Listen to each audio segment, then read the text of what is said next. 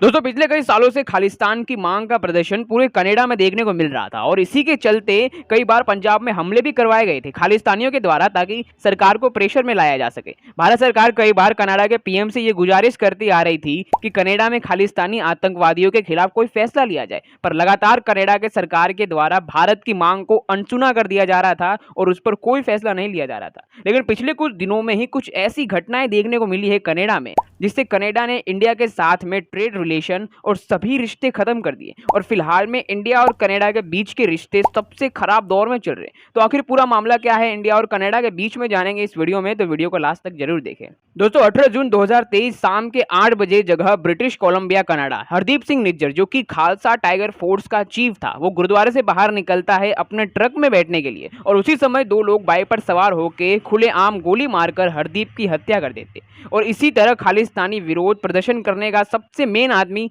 हरदीप सिंह की कहानी खत्म हो जाती है। वो हरदीप सिंह गुज्जर जो कि अभी तक सभी खालिस्तानी मूवमेंट चला रहा था, साथ ही जिस पर इंडिया सरकार ने 10 लाख का इनाम तक रखा था और जिस पर इंडिया में दर्जनों केस दाखिल है, उस हरदीप सिंह निज्जर की हत्या कनाडा में कर दी जाती है। लेकिन G20 की मीटिंग खत्म होने के बाद जैसे ही ट्रूडो कनाडा में पहुंचते हैं तो भारत पे सबसे पहले ये आरोप लगाते हैं कि भारत ने कनाडा में रहने वाले एक सिख की हत्या करवाकर कनाडा के फ्रीडम को भंग किया गया है और ठीक उसके बाद कनाडा के भारतीय दूतावास को कनाडा से निष्कासित कर दिया जाता है। लेकिन रिलेशन खराब करने की बात आए तो भारत भी कहां पीछे है। तो जैसे ही कनाडा से इंडिया दूतावास को निष्कासित किया जाता है उसके ठीक 4 मिनट बाद इंडिया भी कनाडा के दूतावास को निष्कासित कर देता है और ईंट का जवाब पत्थर से देता है। लेकिन ये लड़ाई यहां नहीं रुकने वाली थी क्योंकि कनाडा के पीएम एक स्पेशल ट्रेड की मीटिंग जो कुछ दिनों बाद होने वाली थी इंडिया और कनाडा के बीच में, उस मीटिंग को स्थगित कर देता है और कहीं ना कहीं ये इशारा देता है कि कनाडा अब भारत के साथ कोई रिलेशन ही नहीं रखना चाहता है, चाहे वो ट्रेड हो या फिर कोई दूसरा। वो भारत जो अमेरिका के साथ साथ बड़े बड़े देशों के साथ मजबूत रिश्ते बनाया हुआ है,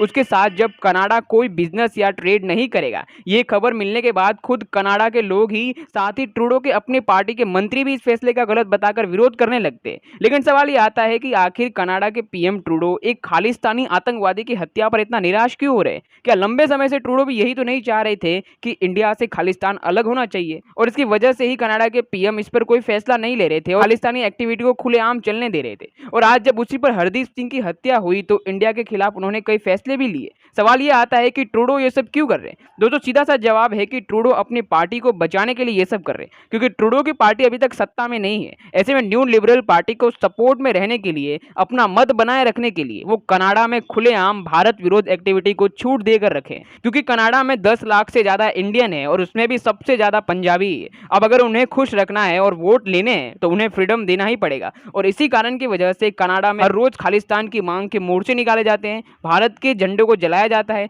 और ये एक्टिविटी हर रोज की जाती है। जब इंडिया गवर्नमेंट इसे रोकने के लिए कहते हैं तो ट्रूडो इस पर कोई कार्रवाई नहीं करते। ऐसा नहीं है कि ये एक्टिविटी सिर्फ कनाडा में ही होती है, लंदन, ऑस्ट्रेलिया, ब्रिटेन कई जगहों पर ऐसे दंगे हुए जिस पर सरकार ने ऑब्जेक्ट किया और उन सभी देशों ने इस पर एक्शन भी लिया, पर कनाडा पर इसमें कोई भी एक्शन लिया ही नहीं जाता है। और इसी के वजह से बिना किसी सबूत के ट्रूडो ऐसा सोच रहे हैं कि हरदीप की हत्या भारत ने कर। लेकिन एक और बात है कि हरदीप की हत्या तो जून में हुई थी, अचानक से इस पर सितंबर में फैसला क्यों लिया जा रहा है? तो इसका कहीं ना कहीं कारण ये भी है कि G20 की मीटिंग में भारत ने कनाडा को खालिस्तान मूवमेंट की बात पर बुरी तरीके से घेरा था और स्पेशल मीटिंग करके कनाडा की अच्छी क्लास भी लगाई थी और मीटिंग खत्म होने के बाद जब उनका प्लेन खराब हो गया तो उन्हें कोई खास अटेंशन भी नहीं दी। इसी बात को बुरा मानकर और अपनी बेइज्जती मानकर ट्रूडो अब इसका गुस्सा निकाल रहे हैं जिसका विरोध उनकी खुद की पार्टी भी कर रही है और यही कारण है कि आज इंडिया और कनाडा के रिलेशन सबसे बुरे दौर से गुजर रहे हैं। आशा करते हैं कि आपको ये वीडियो अच्छी लगी होगी। ऐसी और वीडियोस देखने के लिए लाइक एंड सब्सक्राइब जरूर करें।